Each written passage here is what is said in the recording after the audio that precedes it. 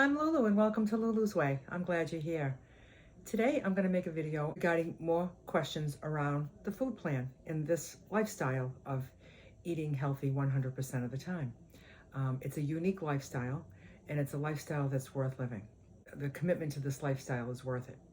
I created a video explaining the food plan. I made a video follow-up of that video. I answered questions. A lot of people had some questions. And then from that video, there were more questions. So I answered more questions in a second Q&A video. And now I'm going to make a third Q&A video because there are further questions. And there'll always be questions and I'll always answer them. In the description of this video, I'm going to put the link to the video on of the food plan. I'm going to put a video to the first Q&A and the second Q&A. In case you haven't seen those. I'll also put a link to the video of my weight loss story, in case you haven't seen that. So let's get on with the questions. People have asked me, is it okay to switch meals around? So have dinner for lunch and lunch for dinner. However, I always suggest the food plan as it is because breakfast is the smallest meal of the day, and dinner is the largest meal of the day. And the reason that I think that the dinner should be the largest meal of the day is because if you're eating dinner at 5 or 6 o'clock and now you're not going to eat breakfast until 6 or 7 o'clock the next morning, that's the longest period of time you're going without eating. And that's why I suggest having that grain at night. I just feel like it holds people over till the next morning so that you're not waking up in the middle of the night hungry. I mean, I wake up hungry enough as it is. If I had my lighter meal for dinner, I would probably be uncomfortably hungry. So, but whatever works for you, there's a member of the group here that she doesn't want to eat when she first wakes up. So the first meal that she wants to have is lunch. So lunch is her first meal of the day. She doesn't have breakfast for lunch. She has lunch for lunch. Then she has dinner for dinner. And then later on at night, say around 8, 9 o'clock, she has breakfast. That works for her.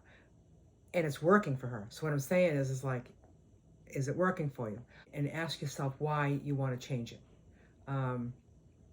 I would pick one way and stick to it. I wouldn't say, oh, today I'm going to have dinner for lunch and lunch for dinner, and tomorrow I'm going to have lunch for lunch and dinner for dinner, and then, oh, I'm going out with my friend for lunch on Friday. I really want to have some rice while I'm with her because we're going to go to a Chinese restaurant, so I'm going to switch dinner for lunch so I can have rice at the No.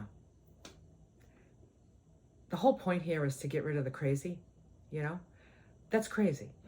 So if I'm going out for lunch, if I was going out for lunch, I don't go out for lunch very often, and I was going to go to a Chinese restaurant for lunch, and I didn't have a grain at lunch, I would have the veggies and some protein and some oil.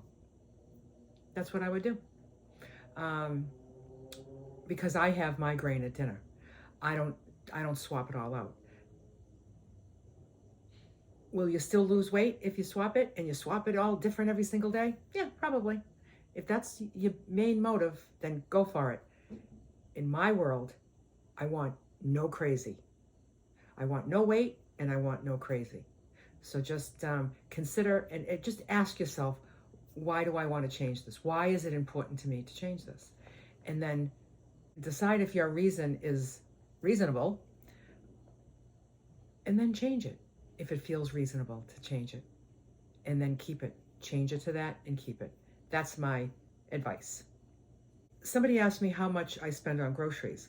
So now that's a big question. I mean, it just really depends.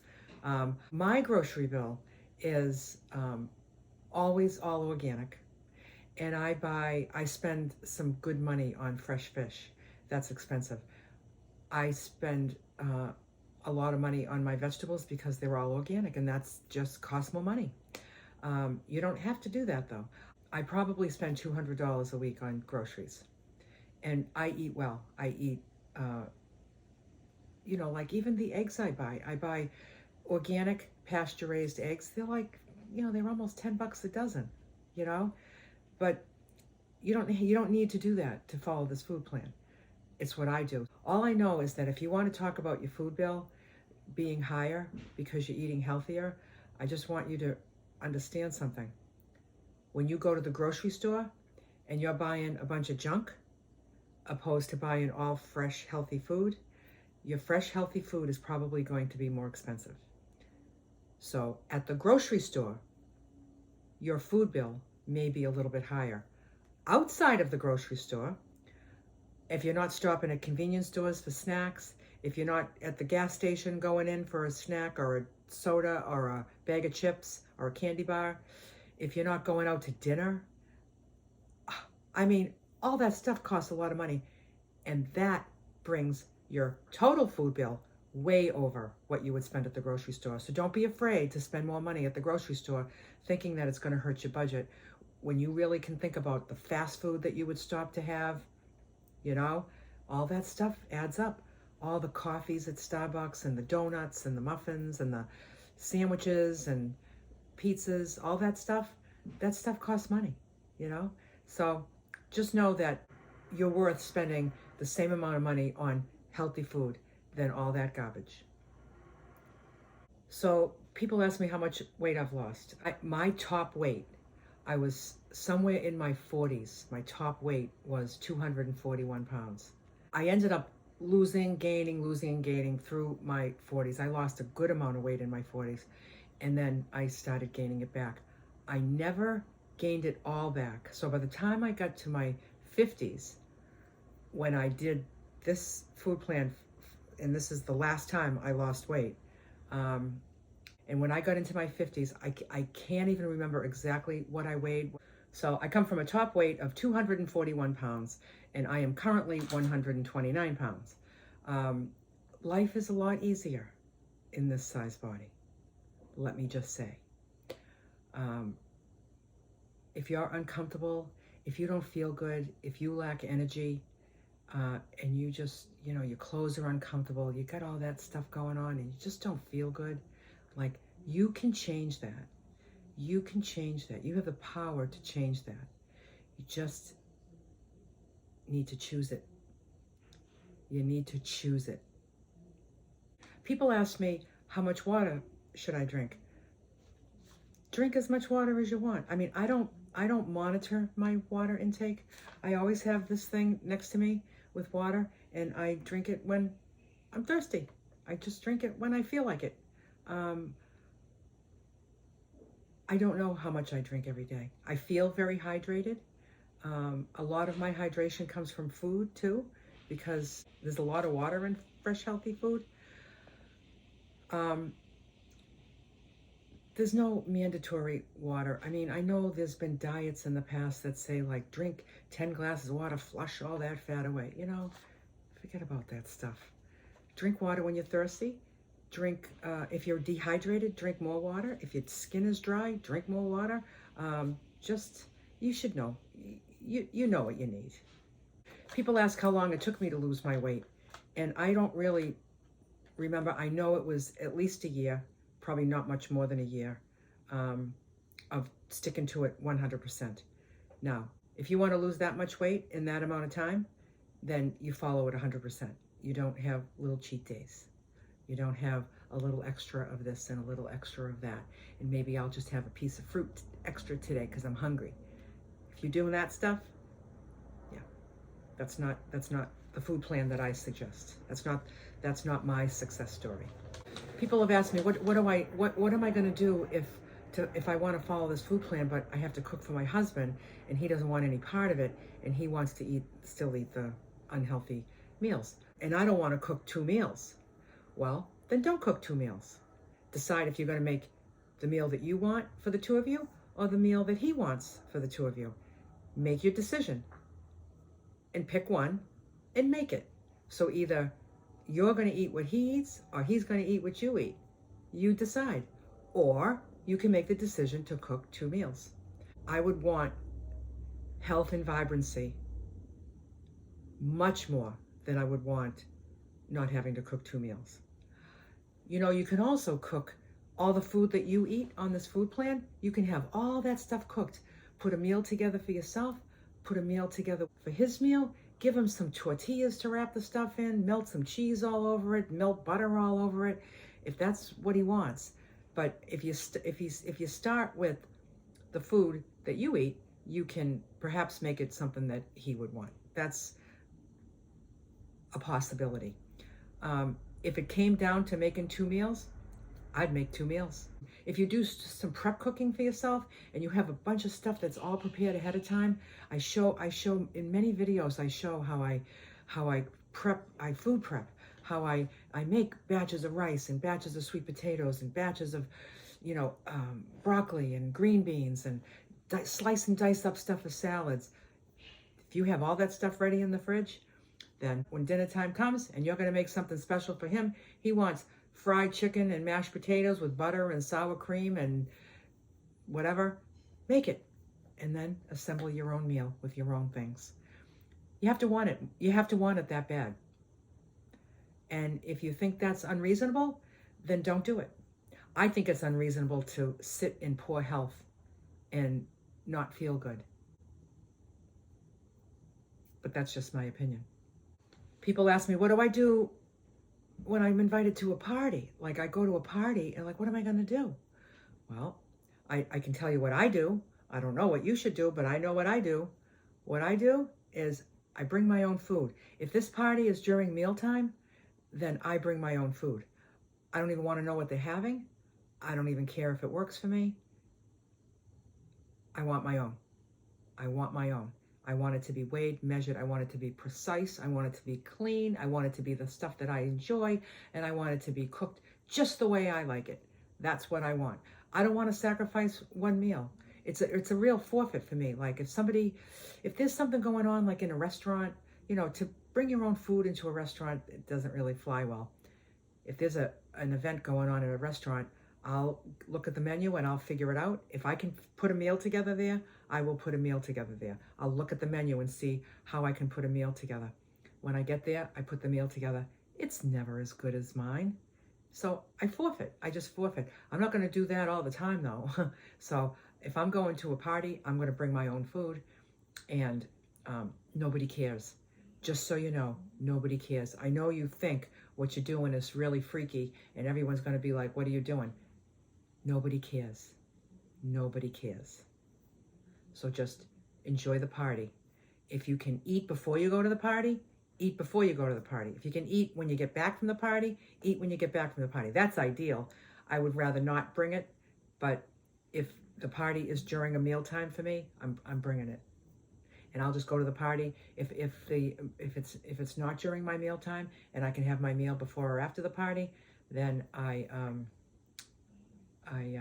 go to the party and I don't eat a bite of anything. Don't want anything. Don't want it. I want my food. I want my life. I want my healthy body. That's what I choose. People have asked me why I switched from vegan to back to eating meat. So I decided to go vegan in 2000, in the year 2000. Actually, I went vegetarian. 2000, I was vegetarian, and I just felt really drawn to eat vegetarian. So I gave up meat, fish, and poultry. I still ate eggs and cheese, and dairy. After a couple of months, I thought, if I'm still doing this 5 years from now, I'm going to go vegan in 5 years. So in 2005, I was still vegetarian, 100%. I never had a bite of anything that was meat, fish, or poultry, or anything that had an ingredient that was meat, fish, or poultry. So I went vegan in 2005, and I was vegan until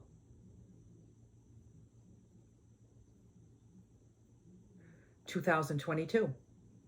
So for 22 years, that was my lifestyle.